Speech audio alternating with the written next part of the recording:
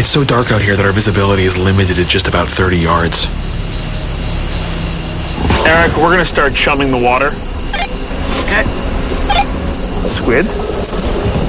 That is a big, massive shrimp. Everyone's favorite.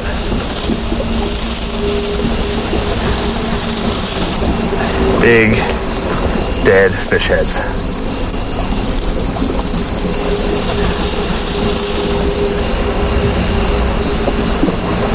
Nothing yet.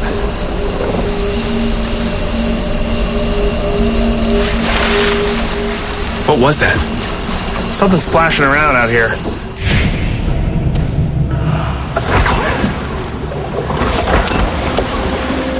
Damn it. Eric, we got a problem with the motor out here. Please tell me you didn't just say that. All right, come up.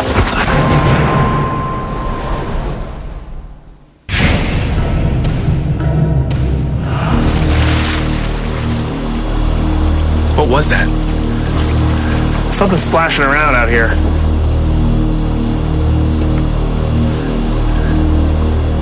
You see anything? Just a lot of creepy water.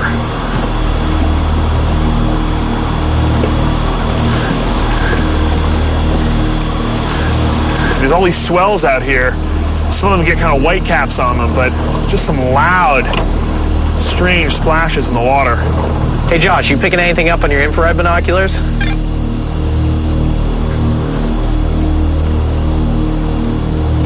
Right there, right there. You see that? It looks like something comes close to the surface of the water. It looks like a shadow passing below the surface.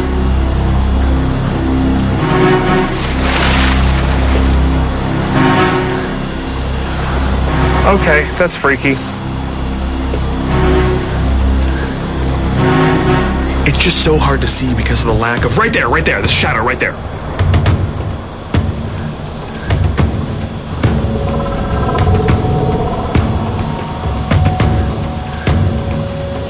Carter, those splashes seem to be coming from over in that direction. Hold on, we're going over there now. Come on.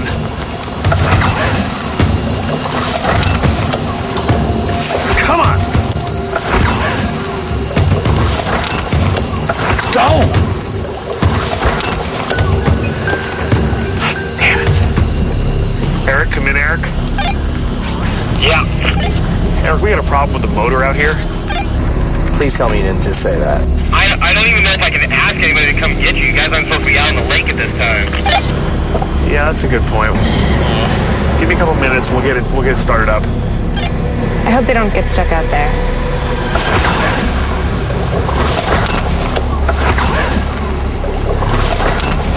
Come on, Josh.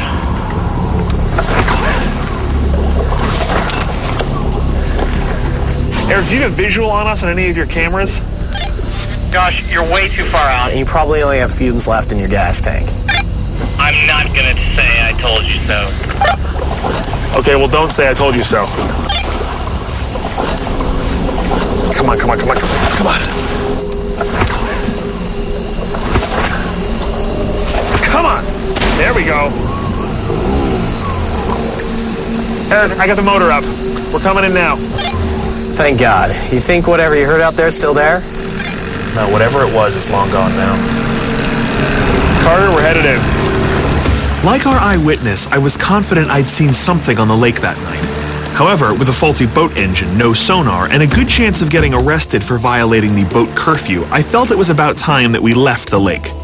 In the morning, I spoke with Dr. Roger Wewell, who is not only a highly regarded scientist in the world of seismology, but also, as he claimed, a Nahuelito witness. The good doctor gave us a technical explanation for what he believes causes the disturbances on the surface of the lake, viewed by himself and many others. I saw what looks like the wake of a boat. Okay. From where I was, you get quite a wide view of the lake. The lake at the time was absolutely dead calm. And this thing went across, and so on the Monday I called Valdivia. You know, the Chileans have a seismic center in Valdivia. And just about that time, there had been a measurable seismic movement. His theory was this. There's a known aggressively violent fault line passing under the lake, the earthquakes from which have killed 40,000 people over the years. His theory claims that the Nahuelito sightings were little more than waves caused by the floor of the lake vibrating under the seismic pressure and then sending turbulence and debris to the surface. If you imagine what I saw on flat water, with a normal wind coming this way and the weight going that way, it will create rises in the water. You know, this is the first sort of logical explanation that I've heard. Dr. Wewall's tiny earthquake theory made a lot of sense, but I wanted to have our video forensics experts back in the States analyze the footage that Fabian's news crew had shot. So we met with Greg Stutchman of the Stutchman Audio Video Laboratory. A leader in forensic video investigation, Greg was confident that if there was any way to identify what this image was, he would find it. So you have this Nahuelito footage. Yes, this we do. Now, were you able to do anything with this at all? Very little. Yeah. Very little. Why were you able to do so little with it? Well, mostly because there's so many copies of it made. If it was the first generation copy, we might be able to do something with it. Every time it's copied, you lose approximately 10% of the quality. So you got down to, say, maybe 5-6 copies, you lost half the resolution. And if you didn't have great footage to begin with, it's a waste. Right. We went to this lake. I can see kind of the area that it's taking place in. We went up this chairlift, and it's leaving a large area of wake behind. So at least in that sense, it does look like it's something that has some mass to it. You can see some different coloration pattern in the water. There's definitely something there, but who knows what. All right. Well, thanks for trying. I know this one was a challenging piece of footage, but we appreciate you guys taking a look at it. You're welcome. Sure. Thanks a lot. But I wasn't finished yet. I met with fisheries biologist Tim Hovey, who gave us his thoughts on the strange shadow moving below the surface of Nahuelito. Does that look characteristic to you of anything or not? Yeah, that looks, I mean, the water surface is really rough. I mean, it looks like you're getting light depth, maybe a foot or two down, but it doesn't look like anything alive. If it was something large moving through the water right below the surface, it would display eddies on the surface of the water, and I don't see anything like that there. All right, well, thank you very much for your help. I really appreciate it. My time searching the Nahuelito for this Argentine lake creature was certainly educational.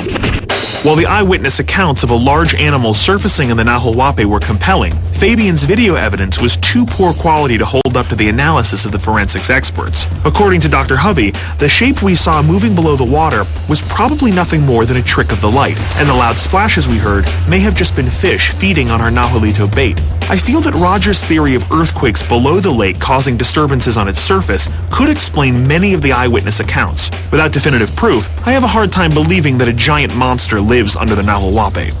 Perhaps in time, more evidence will be found, but until then, I have other sightings to investigate and many more secrets to uncover.